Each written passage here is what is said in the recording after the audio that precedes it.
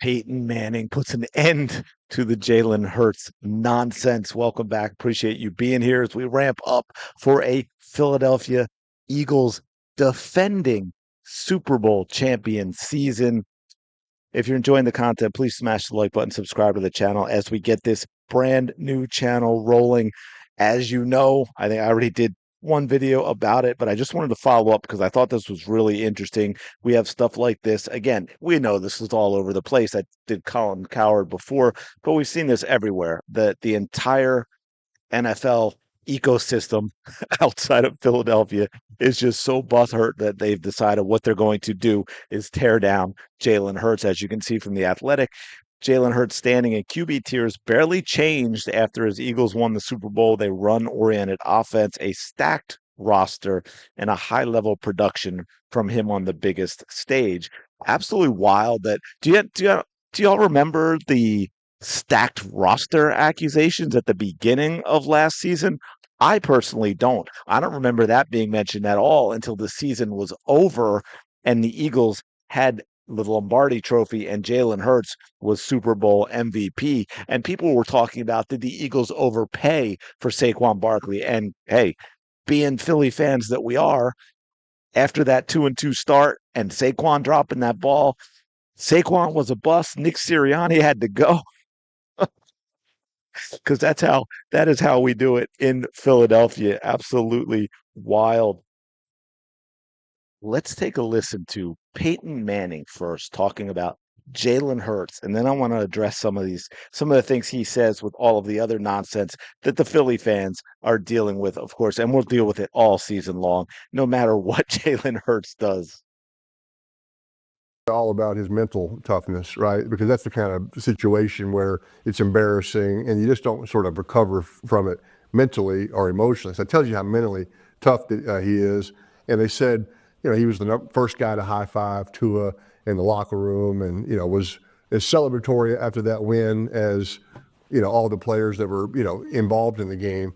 And you're right. I mean, he's played so well in both those Super Bowls, but I like the way he goes about it. He calls me a lot. I'm just, it asks me lots of questions. They actually run a lot of plays that we used to run, Sirianni to Frank Wright to Tom Moore, sort of that chain. And he calls me with very specific questions about certain plays. So he's a student of the game. As another example, you think, I mean, he squats 600 pounds. He can, run over guys. He can throw it a mile. But his appreciation of the cerebral part of the game is what's impressive to me and how he's taken his game to the next level. And I think the sky's the limit for this guy. Have you ever met a more intense, serious human being than Jalen? No. It's almost intimidating. No, no hesitation whatsoever. I thought that was really interesting to hear from Peyton Manning because we talk about a lot of athletes who have all this talent that turn out to be busts or they simply don't get better. And that's because they don't do what is necessary. They don't have the mentality of becoming the best they can possibly be. And we all know Jalen Hurts 100% has that in him. So he is going to continue to improve. Does he have weaknesses? Of course. What player in the league doesn't? But to dismiss him as some product of a system when well done. I'll edit that out. Saquon Barkley has been here for 1 year. It's interesting. Last year, when Jalen Hurts, Eagles obviously had the epic collapse that we all know still hurts our heart. Not last year, 2023, sorry, that still hurts our hearts. But let's not forget that was not an offense thing. That was a defense thing. Not that the offense was perfect, but we absolutely fell apart defensively. And I mean, if we look at this real quick, points for, because ultimately that's what it comes down to, right? It's not about yards or time of possession or any of that. It's about scoring and preventing the other team from scoring. Points for, 433, seventh in the league. Points against, 428, 30th out of 32 teams in the league. It was not a Jalen Hurts issue. We did not have Saquon Barkley in 2023, did not have Saquon Barkley in 2022 when Jalen Hurts took the Eagles to the Super Bowl. Yes, A.J. Brown was there. Devontae Smith was a rookie, and he was also throwing to guys like Watkins and Rager as well. So don't forget that. It was not a super team of weapons for Jalen Hurts. And last year in 2023, when they did rely on him more, yeah, he threw a few more interceptions, but he also threw 23 touchdown passes. It's the only time he threw over 460 attempts. He had 538. He threw for 3,858 yards. Okay. And then let's flip back to 2022 with those receivers I just mentioned and that not super team that he had. 2022, Patrick Mahomes got the MVP. Number 2 was Jalen Hurts, not Josh Allen, who was 3, not Joe Burrow, who was 4.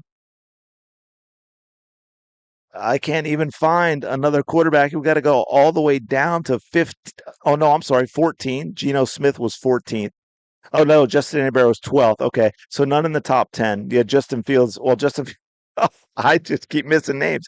Justin Fields at 10th. But none of these guys that we're saying are so much better than Jalen Hurts were in that in 2022.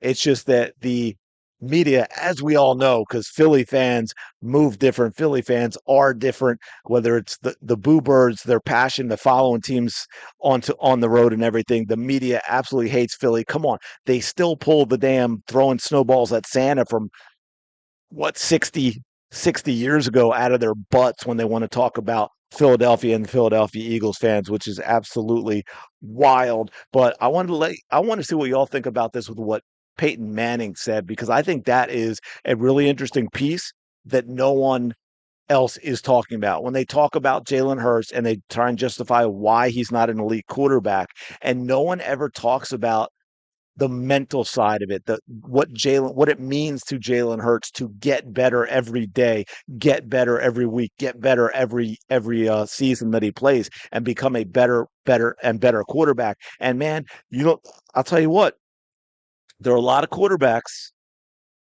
who have been in this league with a lot of talent that didn't get very far, that if they had Peyton Manning's number, would not take advantage of calling Peyton Manning and asking him questions. And it was also interesting how he said very specific questions. So Jalen Hurts is one of those players who's in the film room. He's studying. He's looking at ways to get better. He's looking at what he needs to improve upon so that he can develop that, add it to his game, and become an even better quarterback the next time that he's out there. So anyway, I'm going to leave it there. Appreciate you checking out this video as always. Thank you so much as we begin this journey. I got to do like a welcome video thing. I'll do that shortly and explain all this and why I'm even talking about the Eagles. But appreciate you being here. Smash that like button. Subscribe to the channel if you are enjoying the content and you want to go on this ride with me. I really do appreciate it.